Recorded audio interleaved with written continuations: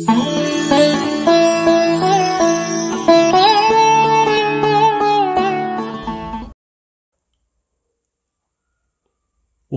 கொடிக்கம்பம் ஜோதிடர், நாமக்கல் மாவட்டம் பரமத்தி வேலூரிலிருந்து உங்கள் கொடிக்கம்பம் ஜோதிடர் எஸ்பி சோமசுந்தரம் பேசுகிறேன். என்னுள் கலந்து எண்ணில் நிறைந்து என்னை வழிநடத்தும் திருமுருகன் திருவளுக்கு கோடான கோடி நன்றிகள். ஆயிரக்கணக்கான ஜோதிட சுருதிகளையும் அதன் சூட்சங்களையும் எனக்கு கற்றுத்தந்த எனது குருநாதர் சிங்களாந்தபுரம் எஸ் அண்ணாசையாவின் பொற்பாதங்களை பணிந்து வணங்கி மகிழ்கிறேன். நமது காணொளியை தொடர்ந்து பார்த்து கொண்டிருக்கும், ஆதரவு வழங்கிக் கொண்டிருக்கும் என் ஜோதிட சொந்தங்களுக்கும், எனது மாணவர்களுக்கும், எனது சந்தாதாரர்களுக்கும் கனிவான வணக்கங்களும் வாழ்த்துக்களும் நன்றிகளும். இன்று நாம் இந்த பதிவில் காண இருப்பது ஒரு அற்புதமான தலைப்பு. மிகப்பெரிய தொழிலதிபர் ஆகும் கிரக அமைப்புகள் யாருக்கு என்ற தலைப்பில் ஒரு சிறிய கருத்தை தெளிவாக பேசுவோம். ஒரு ஜாதகத்தில் ஒரு மனிதன் தன்னுடைய வாழ்நாளில் மிகப்பெரிய தொழில் செய்து பலருக்கு வேலைவாய்ப்பை கொடுத்து தானும் அதன் மூலம் உயர்ந்து சிறந்த புகழோடும் செல்வத்தோடும் திறமையோடும் தகுதியோடும் வாழ வேண்டுமென்றால் அதற்கு அவன் ஜாதகத்தில் கிரக அமைப்புகள் நலமாகவும் பலமாகவும் வளமாகவும் அமைந்திருக்க வேண்டும். அப்படி அமைந்திருந்தால் மட்டுமே அந்த ஜாதகன் தன் வாழ்நாளில் சுயதொழில் செய்து அந்த தொழில் மூலம் மிகப்பெரிய வெற்றியடைந்து பலருக்கு வாய்ப்பு நல்கி வாழ்க்கை தர இயலும். அதற்குரிய கிரக நிலைகள் எப்படி இருக்க வேண்டும் என்பதை தெரிந்து கொள்வோம். அடியேன் அடிக்கடி சொல்லும் ஒரு வாசகம், எனது அனுபவங்களை பகிர்ந்து கொள்வதற்குத்தான் இந்த வலைதளத்தை பயன்படுத்தி கொண்டிருக்கிறேன். இதில் மாற்று கருத்தில்லை. எனது அனுபவங்கள் என்பது நிறைய இருக்கின்றது. அதில் ஒவ்வொன்றாய் உங்களுக்கு சொல்லிக்கொண்டே வருகின்றேன். என்னுடைய வாடிக்கையாளர் வாழ்க்கையில் நடந்த சம்பவங்களை, அடியேன் சொல்லி நடந்த சம்பவங்களை, வாழ்க்கை முறையை, வாழும் நிலையை எடுத்துரைப்பது எனது நோக்கம். இந்த நோக்கம் பலருக்கு பயன்படட்டும் என்பதற்காகத்தான் ஜோதிட விதிகளையும் சுருதிகளையும் உங்களுக்கு ஒவ்வொரு பதிவிலும் தந்து கொண்டிருக்கின்றேன். இருக்கட்டும். தற்போது ஒரு ஜாதகன் யோகமான வாழ்க்கை வாழ்வதற்கும் தொழில் மூலம் சிறந்து உயர்ந்து வருவதற்கும் வாழ்வதற்கும் வெல்வதற்கும் எப்படி கிரகங்கள் இருக்க வேண்டும் என்பதை தெரிந்து கொள்வோம். ஸ்க்ரீனில் பாருங்கள். இது ஒரு ஆண் ஜாதகம். 25/5/1981 12:30 PM. பிறந்தது நாமக்கல் மாவட்டமே. இவருடைய லக்னம் சிம்ம லக்னம், ராசி மகர ராசி, நட்சத்திரம் திருவோண நட்சத்திரம். சிம்ம லக்னம், லக்னத்துக்கு 2ஆம் இடத்தில் குரு பகவான் சனி பகவான், லக்னத்துக்கு 6ஆம் இடத்தில் சந்திரன் கேது, லக்னத்துக்கு 9ஆம் இடத்தில் செவ்வாய், லக்னத்துக்கு 10ஆம் இடத்தில் சூரியன் சுக்கிரன், லக்னத்துக்கு 11ஆம் இடத்தில் புதன், லக்னத்துக்கு 12ஆம் இடத்தில் ராகு. ஜாதகர் பிறந்த திசை சந்திர திசை. இருப்பு 1 வருடம் 7 மாதம் 11 நாள். இவர் பிறக்கும்போது சந்திர 1 வருஷம் 7 மாதம், செவ்வாய் ஒரு 8 வருஷம் 7 மாதம், ராகு ஒரு 18. இவருக்கு குரு திசை தொடங்கிய நாள் முதல் ஏறுமுகம்தான். என்னை சந்திக்கும் போது ஜாதகருக்கு ராகு திசை முடியும் நேரம். இப்போ குருதசை முடிஞ்சு சனி ஆரம்பிச்சிருக்கு. ஒரு ஜாதகத்தில் 10ஆம் அதிபதி பலமாக இருந்து 9ஆம் அதிபதி நலமாக இருந்து 11ஆம் அதிபதியும் சிறப்பாக இருந்துவிட்டால் அந்த ஜாதகன் யோக ஜாதகமே. இதில் மாற்று கருத்தில்லை. 9ஆம் அதிபதி 10ஆம் அதிபதி 11ஆம் அதிபதி மூவரும் பலம் பெற்றுவிட்டால் அந்த ஜாதகர் யோக ஜாதகமே. ஆனால் இந்த மூவரும் பலம் பெற்று லக்னாதிபதி பலம் இழந்துவிட்டால் யோகம் இருந்தும் பயனில்லை. அதே நேரத்தில் லக்னாதிபதி பலமாக இருந்து இந்த மூவரும் பலம் இழந்தால் அதுவும் யோகமில்லை.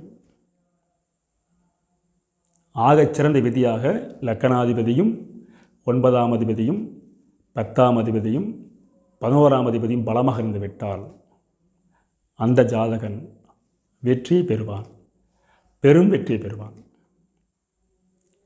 இந்த ஜாதகர் இன்று செய்தொழில் செய்து நூற்றுக்கணக்கான நபர்களுக்கு வேலைவாய்ப்பு வழங்கி இவருடைய உழைப்பின் யோகத்தின் தன்மையால் மிகப்பெரிய வெற்றியடைந்து பல கோடிகளுக்கு அதிபதியாக இருக்கிறார். அடியேன் சொன்ன ஒரே ஒரு வாசகம், உங்களுக்கு அடுத்து வரும் திசை மிக சிறப்பான திசை. அந்த திசையின் அமைப்பு பலமாக இருக்கிறது. அதனால் அந்த திசையில் செய்தொழில் செய்வதற்கான வாய்ப்பு வரும், பயன்படுத்தி கொள்ளுங்கள். நீங்கள் ஒரு நூல் சார்ந்த துறையில் சம்பளத்துக்கு போயிட்டுருப்பீங்க, சுயமாக செய்கிறதுக்கான வாய்ப்பு வரும், அதை பயன்படுத்தி கொள்ளுங்கள்.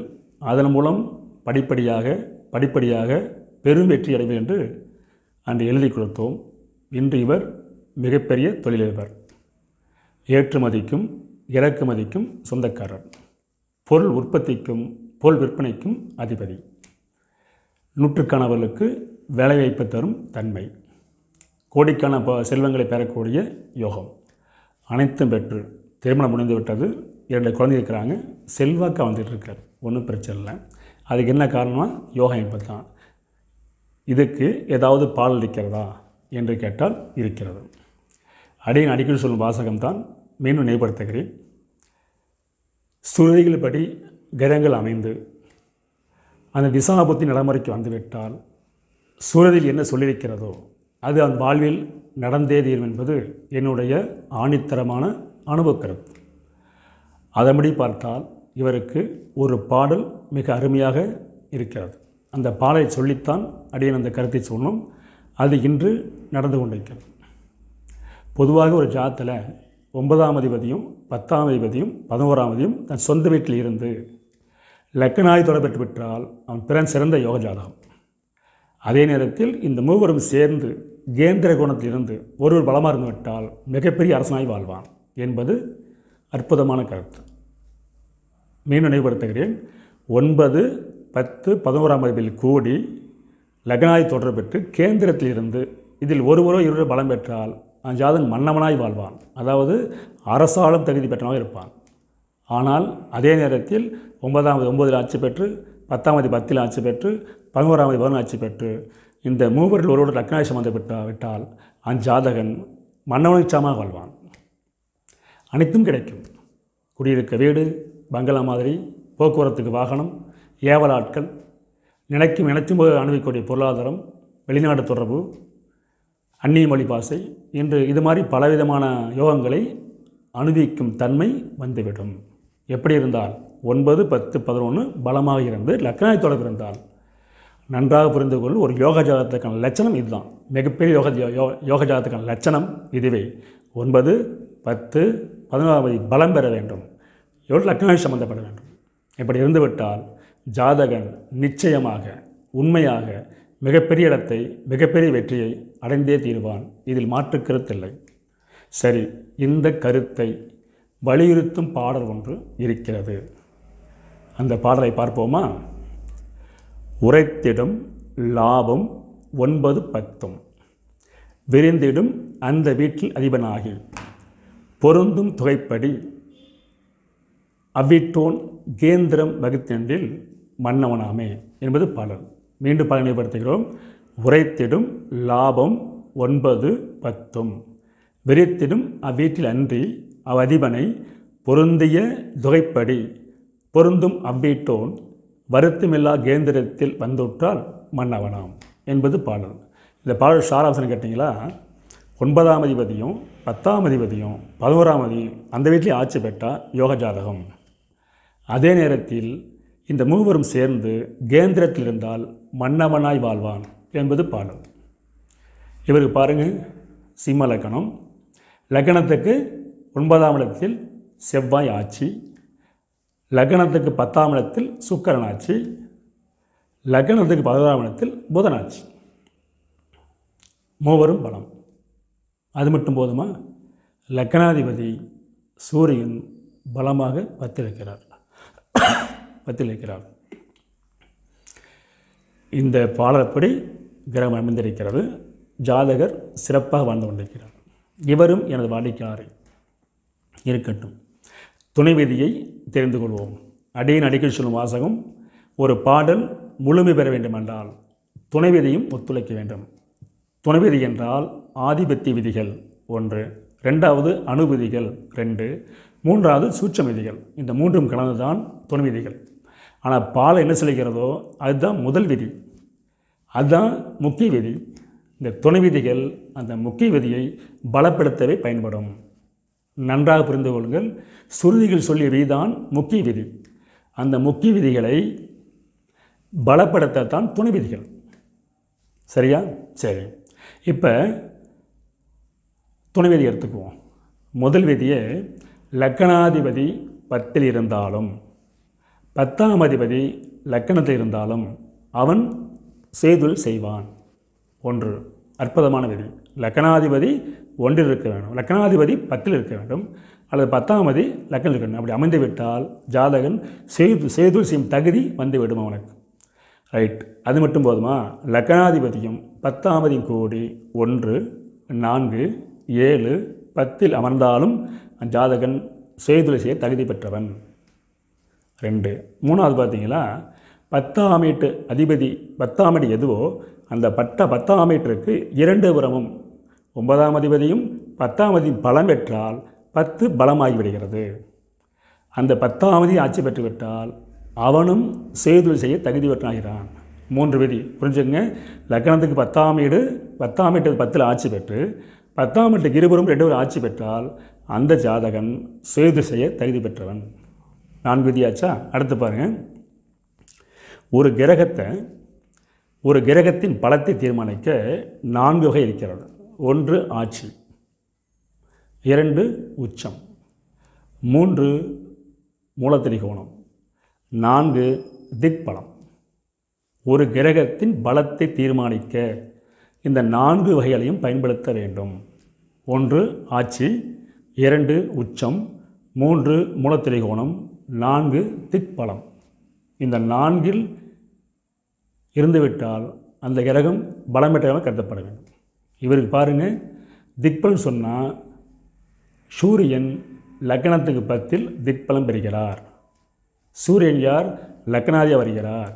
ஒரு ஜாதகனுக்கு லக்கணாதிபதி 10ல் திக்பலம் பெற்றால் அந்த ஜாதகனுடைய எண்ணம், கனவு, ஆசை, கற்பனை, லட்சியம், குறிக்கோள் அனைத்தும் செய்தொழில் நோக்கியே செல்லும். இதில் மாற்று கருத்தில்லை. அந்த கோணத்தில் பார்த்தால் ஜாதகனுக்கு செய்தொழில் செய்வதில் ஏகப்பட்ட விருப்பம், வெறியென்றே சொல்லலாம். அன்று வெறித்தனமாக சொன்னான், இன்று ஜெயித்து கொண்டிருக்கின்றான். வயசு 44 தான் ஆகுது. அற்புதமான உழைப்பு, அற்புதமான சேமிப்பு, அற்புதமான செல்வாக்கு. சரி, அது மட்டும் போதுமா? ஒரு பார்த்தீங்களா, இப்போ ஒரு யோகம் ஜாதகம் இருந்தாலும் அந்த யோகம் முழுமையாக செயல்பட வேண்டும் என்றால் அந்த யோகத்தில் சம்பந்தப்பட்ட திசைகள் நடைமுறைக்கு வர வேண்டும். அடியேன் சொல்லும் வாசகம் திசா புத்தியை ஒட்டித்தான் பலன் சொல்ல வேண்டும், கோச்சாரை தொட்டுத்தான் பலன் சொல்ல வேண்டும் என்பது என்னுடைய கொள்கை, எனது மாணவருடைய கொள்கை. இவருக்கு ஆரம்பத்தில் சந்திரசி 1 வருஷம் 7 மாதம், செவ்வாய் ஒரு 7 வருஷம் இளமையில முடிஞ்சிருச்சு, ராகு 14 வருஷம் அதுவும் பூர்த்தியாகிடுச்சு. இப்போ குருதிசை நடந்துக்கிட்டு இருக்கு. அடுத்து சனீசை நடந்துக்கிட்டு, குருதிசை முடிஞ்சு சனீசை வந்துடுச்சு. இப்போ குரு பகவானும் சனி பகவானும் உத்தரம் 4 இருக்கிறாங்க. அதாவது சூரியன் சாரம் பெற்று திசை நடத்திக்கிட்டு இருக்காங்க. சூரியன் யார்? லக்கணாதிபதி. அவர் எங்கே இருக்கிறாரு? 10ல் இருக்கார். எப்படி இருக்கார்? திக்பலம் பெற்றிருக்கார். ஆக ஒரு பாருங்கள், 9ஆம் திசையோ அல்லது 10ஆம் திசையோ அல்லது 11ஆம் திசையோ வர வேண்டும், லக்னாதிசையோ வர வேண்டும். 4 ஒரு வரணும். ஏன்னா இந்த ஜாதகத்தில் இந்த பாடலில் என்ன சொல்லுவேன்னா 9, 10, 11 லக்னாதி இந்த 4 பேர் பலமாக இருந்தால் சுய திசையில் கெட்டிக்காரன். ரைட்டு. இந்த 4 திசை நடைமுறைக்கு வர வேண்டும். வரவில்லை என்றால் அவளுடைய சாரம்பட திசை வர வேண்டும்.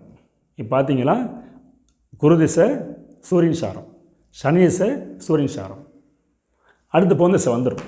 ஆக மொத்தம் ஒரு ஜாதகன் தன் ஜாதகத்தில் அமைந்த யோகங்களை அனுபவிக்க வேண்டும் என்றால் சம்பந்தப்பட்ட கிரகங்களின் திசா புத்தி நடைமுறைக்கு வர வேண்டும்.